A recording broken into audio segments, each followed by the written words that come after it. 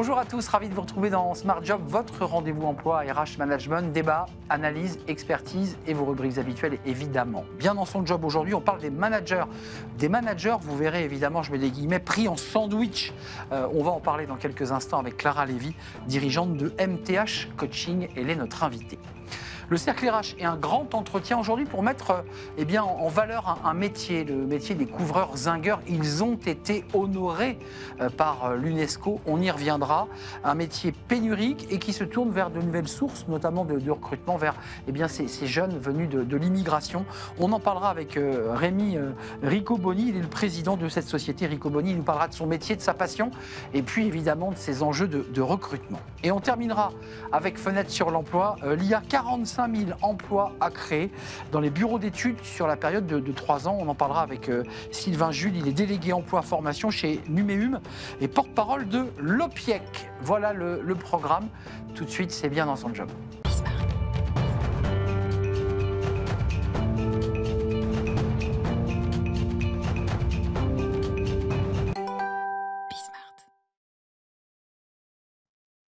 Bien dans son job pour accueillir Clara Lévy. Bonjour Clara. Bonjour Arnaud. Vous êtes dirigeante de MTH Coaching, habituée de notre émission qui venait nous éclairer sur beaucoup de sujets et notamment sur les sujets liés aux managers.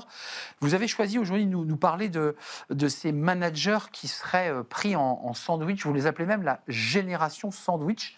C'est quoi cette génération? Alors, je connaissais la génération Z, je ne connaissais pas la génération sandwich. C'est quoi, Clara? Alors aujourd'hui, la génération sandwich, si je reprends la comparaison que vous faites avec les générations, ce serait plutôt la génération X. C'est les managers qui ont entre 45 et 55-60 ans aujourd'hui et qui sont à plusieurs titres pris en sandwich.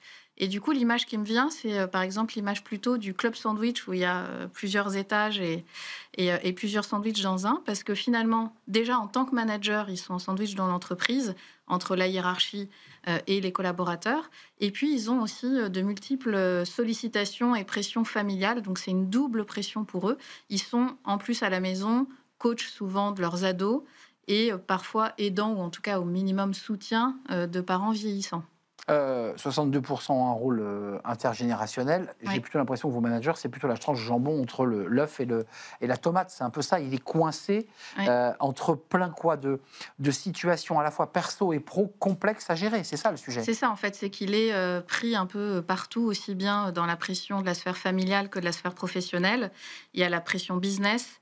Et donc, en fait, c'est des managers qui sont en permanence dans des situations à devoir prendre des décisions, une charge mentale qui est permanente et continue.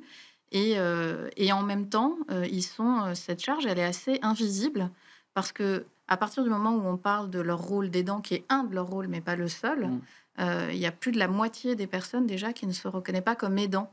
Et ensuite, dans ceux qui se reconnaissent comme aidants, il y a encore qu'une autre petite moitié, donc on est finalement que sur 25%, qui en parlent à leur entreprise. Mais il y a un petit côté aussi invincibilité du manager. On n'en parle pas. On veut pas en parler. Il y a un peu de ça aussi chez le manager. Oui, alors il y a la peur d'être jugé, d'être stigmatisé, d'être considéré comme pas bon si on se plaint, etc. Donc, alors parfois c'est un manque de conscience de sa situation et on estime que sa situation est normale. Et puis parfois c'est aussi la peur d'être catégorisé, d'être un peu mis sur le côté.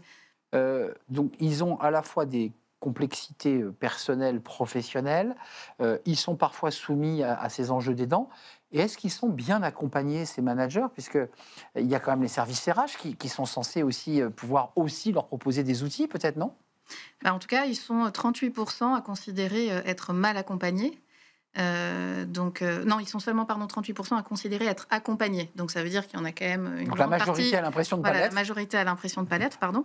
Et il y a au final, concernant le rôle d'aidant, qu'une entreprise sur 4, grosso modo, qui a un vrai dispositif d'accompagnement de ses proches aidants. Et finalement, on accompagne, même si on dit souvent qu'on les met de côté, mais il y a souvent des dispositifs qui sont faits pour les seniors.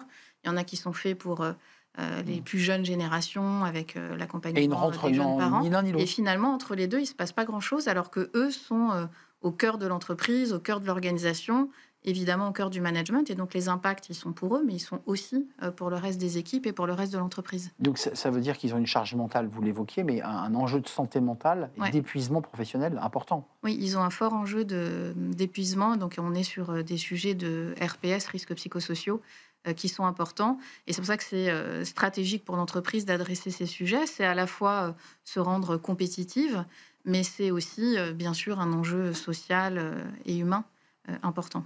Alors, ces managers, finalement, qui sont un peu en première ligne et soumis à des pressions à la fois de la hiérarchie et pressions de leurs équipes, plus ces enjeux aidants, qu'est-ce que vous proposez concrètement? Parce que là, on a fait une photographie qui est un peu sombre de ces managers de plus de 45 ans, voire 50. Qu'est-ce qu'on peut faire pour les accompagner et les maintenir engagés? Parce qu'il y a quand même un enjeu de désengagement de ces managers. Bah, ce qui est important déjà, c'est de libérer la parole, de sensibiliser tous les salariés de l'entreprise, mais également les managers et la direction sur ces sujets, de leur donner des espaces de parole pour que justement ils ne soient plus que 25% à s'exprimer sur le sujet, qu'ils soient identifiés aussi en entreprise, parce que souvent ils ne sont même pas identifiés comme étant dans cette situation compliquée. Ensuite, une fois qu'ils sont identifiés, c'est leur proposer du soutien, donc du soutien moral, psychologique. Ça peut être avec un accompagnement externe de coach, de psychologue, mais c'est aussi du soutien dans leur organisation au quotidien, plus de flexibilité, peut-être aussi accorder une baisse de leur charge de travail, parce que tout à l'heure, on parlait du chiffre 62%. En fait, ils sont 62% dans ce rôle intergénérationnel à considérer que ce rôle-là impacte leur charge de travail, leur capacité à gérer leur charge de travail. Pardon. Donc, c'est important de les accompagner là-dessus, former la hiérarchie et puis valoriser aussi ces collaborateurs et ces managers, en tenir compte dans les entretiens annuels, valoriser leurs compétences, parce que finalement, ils développent de la flexibilité, de la résilience, des capacités d'écoute, d'empathie, enfin plein de compétences comportementales qui sont à valoriser pour l'entreprise. Il faut préciser, Clara, et ça c'est vrai pour les managers, c'est vrai pour tous les salariés aidants, ce sont les femmes qui sont en première ligne lorsqu'on parle des aidants, donc on parle des aidantes. C'est principalement, même chez les managers, on est bien d'accord. En fait, ce sujet vient creuser les inégalités entre les femmes et les hommes, malheureusement, à la fois parce que les femmes, je suis déjà venue sur ce sujet, ont plus de charge mentale que les hommes, ça c'est malheureusement un fait. Il y a plus de femmes aidantes, aujourd'hui on est sur à peu près 60%, versus 40% d'hommes qui sont aidants. Les femmes, en plus, intériorisent ce rôle comme étant normal ma mission. Et leur mission. Et donc, ça vient renforcer effectivement ces inégalités, d'où l'importance d'adresser ce sujet en entreprise. Merci Clara Lévy de nous avoir rendu visite. C'est un sujet important de faire ce focus sur les managers, parce qu'on n'en parle pas. Managers pris en sandwich dans tous ces enjeux professionnels et personnels. Il ne faut pas les oublier, ces managers. Merci Clara, dirigeante de MTH Coaching. Merci et je vous dis à très bientôt. Merci. On tourne une page, on parle d'un secteur d'activité qu'il faut mettre en lumière et que nous avons choisi de mettre en lumière, les couvreurs zingueurs, secteur métier manuel, secteur qui a été plébiscité, mis en valeur par l'UNESCO, reconnaissant le geste et notamment en lien avec les toits de Paris, ces fameux toits en zinc. On va parler des couvreurs zingueurs qui ont des difficultés pour recruter et on va en parler avec justement le dirigeant d'une de ces belles entreprises. Je l'accueille, c'est le grand entretien et c'est tout de suite.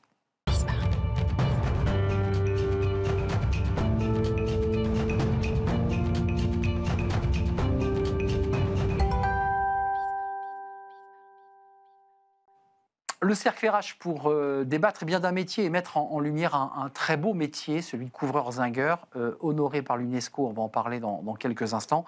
Et on va en parler évidemment avec un patron à la tête de l'entreprise Ricoboni. Rémi Ricoboni, voilà, ça ne s'invente pas. Vous êtes le président de cette entreprise. 55 collaborateurs, 55 couvreurs zingueurs. Vous l'avez développé, créé en 1927 par votre arrière-grand-père. Presque un siècle de couverture zinguerie. Comment vous définiriez votre métier avant de parler de l'UNESCO Alors, un siècle de passion transmis de génération en génération avec des compagnons d'exception formés sur les toits de Paris, pour les toits de Paris, pour la restauration des toits de Paris. En zinc. En zinc, en ardoise, en plomb, en cuivre. Avec un atelier le plus beau du monde, puisqu'on n'a pas de site de préfabrication. Tout se fait en fait sur le chantier, c'est des orfèvres. Chaque feuille est mesurée sur place, est posée et ajustée sur place. Donc il n'y a pas de préfabrication, on est directement au 6e étage, vu sur la tour Eiffel du Sacré-Cœur.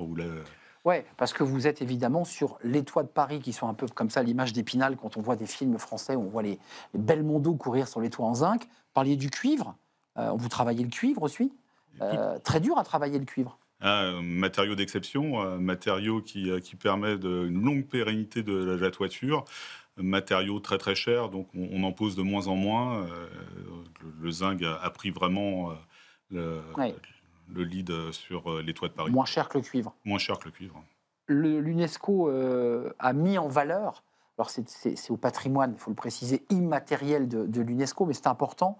L'an passé, eh bien, les couvreurs zingueurs ont été honorés, ça se passait en Amérique du Sud. Comment vous avez réagi lorsque l'UNESCO met en valeur le travail, alors c'est le travail de la main pour être précis, hein, c'est le geste, hein. Exactement, en fait, a mis en lumière ce geste si particulier, si compliqué à prendre, ce on appelle le coup de patte en fait du couvreur zingueur et ça se transmet et il faut au moins 7 ans pour avoir un compagnon couvreur qualifié. Ça a été une grande fierté pour Paris, déjà pour les toits de Paris, parce que c'est quand même un emblème international, ces toits de Paris, mais également pour le métier de couvreur et les métiers du bâtiment et de l'artisanat en général, puisque aujourd'hui, on a besoin de visibilité. Hein. Nous, on ne nous voit pas, on est en haut sur nos toits perchés, et c'est important de faire redescendre les couvreurs dans la rue, de les faire connaître. Ça nous permet d'être, notamment aujourd'hui, avec vous sur le plateau, mais également, il y a pas mal de démarches au niveau des collèges, des lycées pour faire connaître notre métier. Les métiers de bouche, on réussit à le faire avec des émissions télé. Exact. Les métiers du bâtiment, on n'est pas encore des très très bons communicants, mais on va s'y mettre. Ouais, c'est intéressant ce que vous dites. C'est vrai que les métiers de la cuisine étaient un peu désertés il y a une vingtaine d'années. Quelques belles émissions de télé sur les grandes chaînes et tout d'un coup, on a tous envie de devenir pâtissier et cuisinier. Ça, c'est une idée. L'UNESCO en est une autre. Comment on fait aujourd'hui dans un secteur quand même du BTP et en particulier le secteur des couvreurs zingueurs où globalement c'est compliqué de trouver des compagnons, de trouver des apprentis. Comment vous faites concrètement ? Un seul mot, hein, la formation. En fait, aujourd'hui, Riccoboni s'emploie à avoir des apprentis, à transmettre le métier, donc 55 collaborateurs, et c'est presque 9 apprentis chaque année qui passent chez nous, qui restent pas forcément, qui font aussi le Tour de France. Ouais. Euh, Compagnonnage comme les compagnons du Tour de Exactement, France. ça reste notre vivier en fait de formation. Il passe sur l'étape parisienne qui est généralement au niveau du Tour de France une des dernières, puisque les toits de Paris sont des toits complexes. Le couvreur parisien Très technique. extrêmement technique, extrêmement précis, et on a l'avantage de travailler plusieurs matériaux qui sont, comme on l'a dit, les métaux comme le zinc, le plomb, le cuivre et aussi l'ardoise. 7 ans, ça veut dire que quand vous avez ces compagnons qui font un passage, ils devront encore attendre plusieurs années, et vous-même, professionnel, avant que vous considériez que vous avez face à vous un couvreur zingueur. Un bon couvreur zingueur, c'est 7 ans, un chef de chantier, c'est une quinzaine d'années. C'est quoi le coup de patte, puisque vous ne me l'avez pas dit, le fameux coup de patte? Qu'est-ce qui fait que ce métier est complexe? Parce que quand on vous voit sur le toit, parfois dans des conditions difficiles, il fait chaud, parfois il fait froid, il y a du vent. Il faut quand même préciser que c'est des métiers de plein air. C'est quoi ce coup de patte? Alors, effectivement, ce métier de plein air, il faut de la résilience, hein, parce que entre les intempéries, souvent les gens pensent à nous l'hiver en disant les pauvres, ils ont froid. Effectivement, ils ont froid et c'est compliqué. L'été, c'est dur. Mais l'été, autant l'hiver, on arrive à se protéger, autant l'été, c'est beaucoup plus compliqué. Donc, on adapte les conditions de travail. Le coup de patte, en fait, le couvreur, notamment le couvreur parisien, touche l'ardoise, donc il est un peu tailleur de pierre, il touche le métal, il est ferblantier, et ce coup de patte, ça va être notamment au niveau des soudures. C'est un geste qui est très très technique. Pour relier voilà, c'est la soudure qui permet en fait d'ajuster à la perfection les pièces. Et cette brasure, hein, qui est très spécifique. Donc on fait fondre une baguette. Une baguette d'étain qui vient relier en fait deux éléments de zinc et qui vient parfaire l'ajustement et aussi l'étanchéité de l'ouvrage. Et ça, c'est un geste où on a du mal à l'apprendre et il faut répéter. C'est vraiment de la répétition de mouvement. Vous me disiez en préparant l'émission qu'il y avait quand même aujourd'hui chez vous et chez beaucoup de vos collègues l'idée aussi de tendre la main à ces jeunes venus de l'immigration, parfois des réfugiés, des jeunes qui ont quitté la guerre en Afghanistan, en Syrie, dans d'autres pays, en leur disant venez dans ces métiers. Est-ce que ça fonctionne? Est-ce que pour vous c'est un secteur, enfin un vivier de recrutement potentiel? Aujourd'hui, en fait, nos métiers, on est à la recherche de jeunes. Hein. Et en plus, le métier de couvreur est un métier spécifique sur le fait où il faut commencer assez jeune pour justement prendre ce geste. On l'a remarqué, on avait fait de la reconversion professionnelle avec des gens un petit peu plus âgés, qui avaient plus de 40 ans. Ça fonctionne pas vraiment parce que ce geste, en fait, l'automatisme se fait pas tout de suite.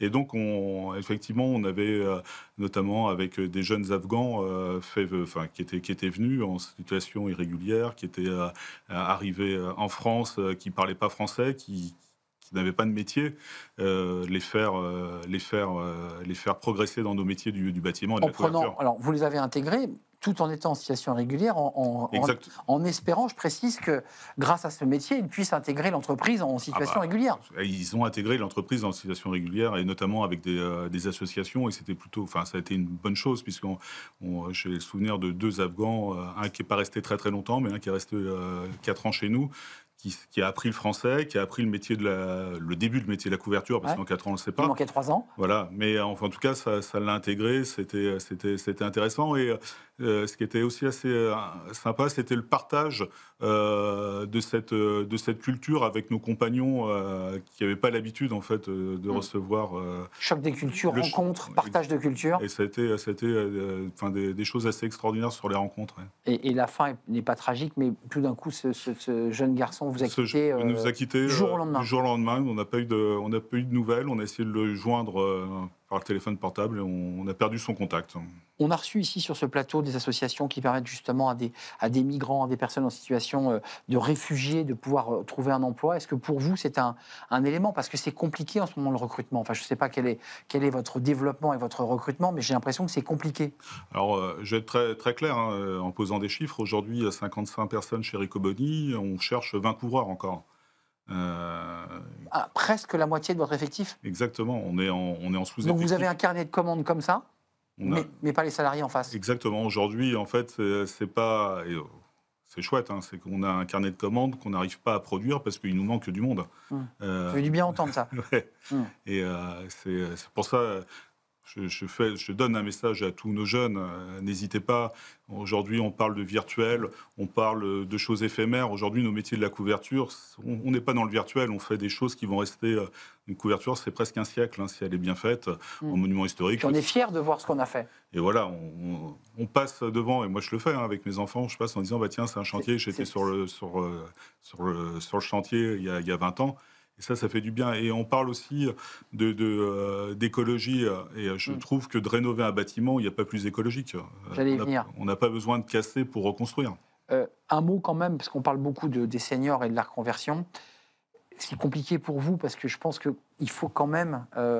c'est compliqué d'avoir 50 ans et d'être sur un toit, où on peut continuer à faire ce métier, où on peut le faire, alors qu'on a parlé de 7 ans d'apprentissage. Quand on a 50 ans, c'est compliqué quand même.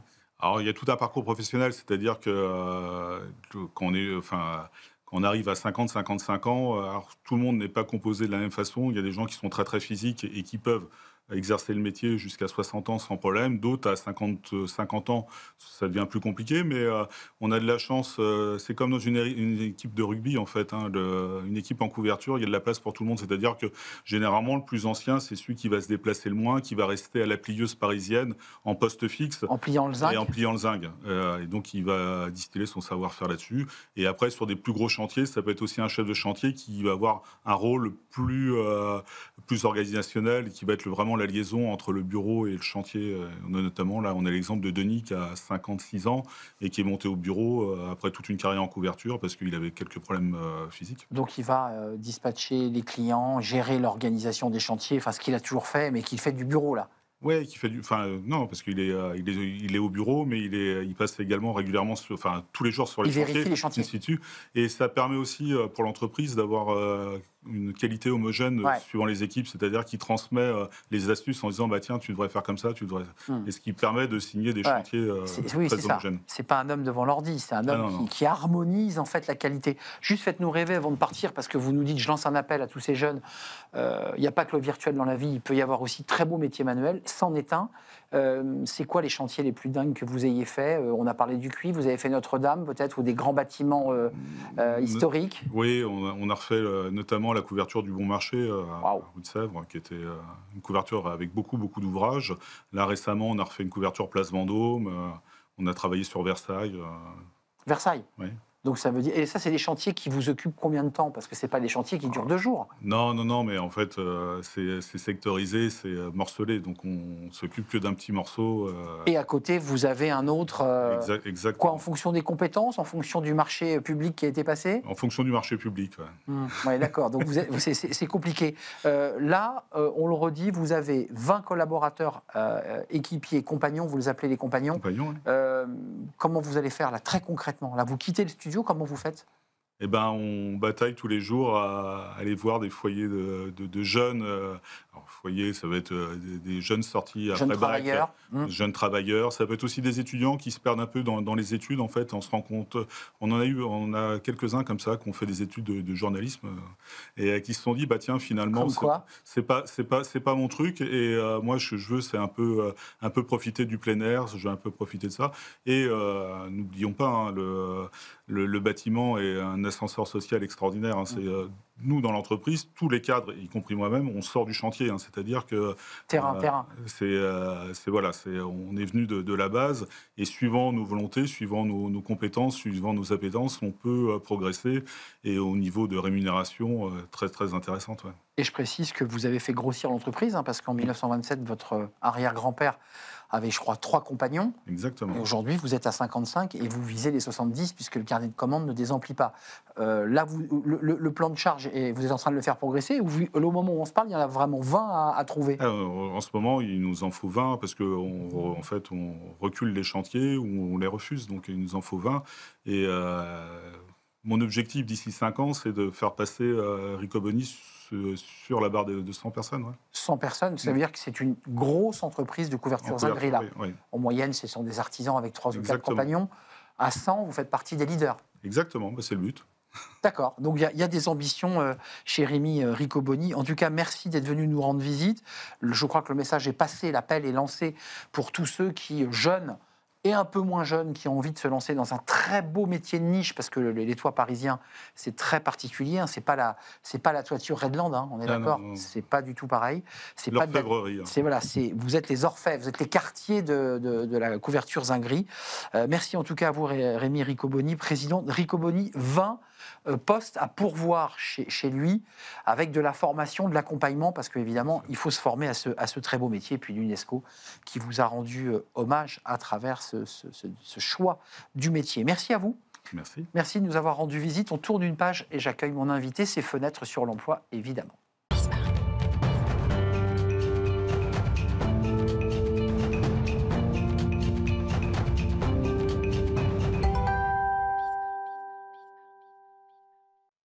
Fenêtre sur l'emploi, pour terminer notre émission, on parle de l'IA et je dirais des mines, des viviers de création d'emplois justement liés à l'IA. 45 000 emplois à créer dans les bureaux d'études en 3 ans.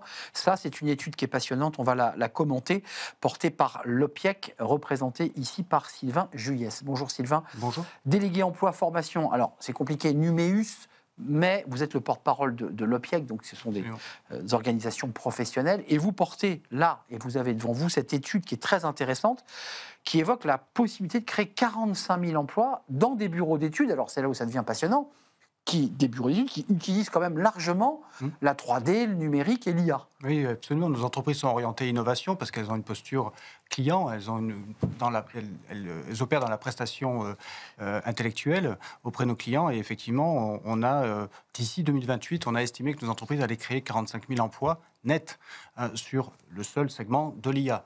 Donc, effectivement, c'est quelque chose qui peut générer beaucoup d'emplois, qui ne la détruit pas, mais aussi qui va la transformer surtout. Alors, il faut préciser que c'est une branche qui a 258 000 salariés. Beaucoup plus. Beaucoup plus. 1 400 000. D'accord. 1 400 000 salariés en tout, sur les segments, donc les secteurs ingénierie, conseil, événementiel et numérique. Que Numéum représente donc du coup en tant que syndicat premier.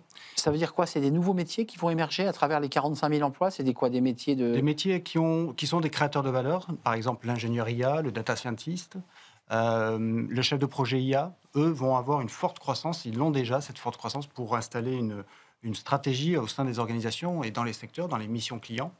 Il va y avoir de l'impact sur les métiers qui sont automatisables, notamment sur les conseillers, les téléconseillers, les enquêteurs, les analystes. Et puis, il y a ceux qui vont avoir leur métier augmenté. que sont les développeurs, les assistants, les comptables, les téléconseillers et effectivement les ingénieurs et traducteurs. Sylvain Juillet, ce qui est intéressant quand même, c'est que là, les entreprises disent on développe des solutions. 45 000, c'est une prospective qui s'appuie aussi sur l'Opco Atlas, qui commence déjà à réfléchir, j'imagine, derrière, aux potentialités de formation, d'accompagnement. Il y a aussi ça, quand même, de travailler avec l'Opco Atlas. Il y a deux défis. Enfin, il y a la formation initiale d'un côté, où l'étude a décelé 1200 formations spécialisées sur l'IA et qui, aujourd'hui, nous permet d'avoir une analyse assez fine sur les référentiels de compétences de ces offres Donc ça de affine formation. un peu plus encore. Oui, tout à fait. On est consulté par le CSLMD, qui est le Conseil scientifique de licence, master, doctorat, et puis aussi par les CPC, qui œuvrent pour les Bac plus 2 et infra. Et on éclaire un petit peu le monde académique pour pouvoir plugger les programmes aux exigences écosociaux. Ça, c'est le versant formation initiale. Et côté formation continue, on a un enjeu de reconversion qui est majeur parce que tous les métiers sont concernés. Évidemment. Du technicien au manager.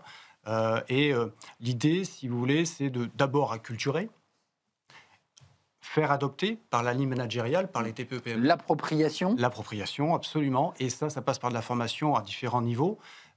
Et c'est effectivement ce que nous envisageons de faire, c'est aussi de reconvertir, parce que je parlais tout à l'heure que les métiers allaient être transformés. Donc il faut que les salariés sachent comment et à quel niveau l'IA va transformer leur métier. Pas forcément savoir utiliser l'IA comme on utilise un logiciel, mais savoir comment son métier, notre métier, peut être transformé à l'aune de l'IA. Donc il y a deux sujets, il y a l'acculturation, l'appropriation pour les collaborateurs déjà dans les bureaux d'études, et il y a les nouveaux métiers qui peuvent arriver, qu'on évoquait tout à l'heure. Ça c'est sur 3 ans, vous l'avez mis sur 3 ans dans l'étude que vous proposez. Pourquoi ? Parce que c'est le temps de s'approprier, de s'acculturer, de transformer et de se former. Alors c'est une estimation, effectivement c'est le temps de l'appropriation et de la formation, et ce ne sera jamais suffisant parce que c'est une technologie très mouvante. Effectivement, mais on peut très sincèrement et de manière très honnête ne pas aller plus loin que 3 ans. Cette technologie et puis les incertitudes géopolitiques et économiques que nous vivons actuellement nous empêchent d'avoir une visée aussi à moyen ou long terme. 3 ans, c'est déjà assez loin. Certains, enfin, en tout cas d'aucuns me disent que parier sur une évolution des métiers sur 6 mois à 1 an, c'est déjà avoir une bonne visibilité. C'est effrayant. Quand même, avant de nous quitter, 9 entreprises sur 10 évoquent l'idée de développer des solutions IA dans les 3 années à venir. Donc ça met plutôt du baume au cœur et qui vient éclairer votre étude positivement. Et puis, il y a au même moment des entreprises qui, il n'y en a que 2%, mais qui disent, bah non, vu la conjoncture économique, on est un petit peu le pied sur le frein. C'est compliqué. Ben oui, mais il y a des risques à prendre. Il y a une augmentation de la productivité si on adopte l'IA. Ça, il faut que les entreprises comme les salariés le comprennent. S'il y a une augmentation de la productivité, il y a un meilleur rapport qualité-prix. S'il y a un meilleur rapport qualité-prix, il y a une augmentation du marché puisqu'on crée de la richesse. Et donc, si on crée de la richesse, on crée de l'emploi. À condition, et ça sera peut-être le dernier mot, qu'on ait bien travaillé l'appropriation, l'éveil et l'engagement du collaborateur, parce que ça ne peut pas se faire sans lui. Absolument, le collaborateur doit être intégré, doit être partie prenante. Il doit y avoir dans les entreprises, et c'est aussi le projet de Oser l'IA par le gouvernement, une adoption de l'IA, mais pas que, il faut se l'approprier, il faut que l'entreprise sache, quelle que soit sa taille, comment cadrer l'IA et comment avoir une stratégie. Et nos bureaux d'études, nos entreprises sont là pour les accompagner. Merci Sylvain Juillet. Étude à découvrir sur le site de l'OPIEC. Vous êtes le délégué emploi formation, Dieu sait si vous connaissez bien les enjeux de formation chez Numéum, avec cette étude, c'est de tirer de votre observatoire sur les enjeux de l'IA, la place de l'IA dans nos entreprises et notamment dans les bureaux d'études. Merci à vous. Merci de votre fidélité, merci à toute l'équipe, merci à Nicolas évidemment qui m'accompagnait, merci à Kylian à la réalisation, merci à Paul au son et merci à vous qui m'accompagnez et qui nous suivez avec fidélité. Je vous dis à très très bientôt. Bye bye.